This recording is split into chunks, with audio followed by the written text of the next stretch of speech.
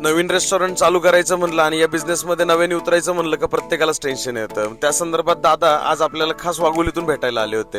त्यांनी तिथे एक जी रनिंग प्रॉपर्टी होती की जिथे आता ऑलरेडी मेस सिस्टीम किंवा एक थोडंफार फास्ट फूड म्हणा किंवा इंडियन चायनीज वगैरे थोडंफार प्रमाणात जात होतं, असं एक रनिंग रेस्टॉरंट घेतलं.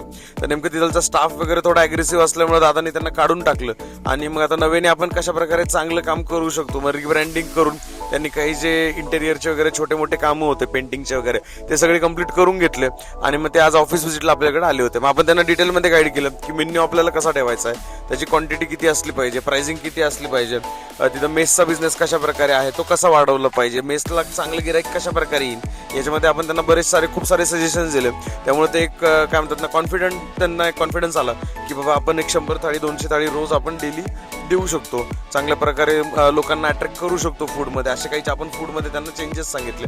बाकी मग एकंदरीत जर बघायला गेलं तर व्हिडिओ कशा प्रकारे बनवता येतील, त्याच्यानंतर स्विगी झोमॅटोवरती कशा प्रकारे काम करता येईल, त्याच्यावरती कसं आपण सेल बूस्टअप करू शकतो, यामध्ये आपण डिटेलमध्ये त्यांना गाईड केलं आणि त्यांचा निरोप घेतला. भेटूया उद्या. तोपर्यंत लाईक करा, फॉलो करा, शेअर करायला विसरू नका. Stay tune.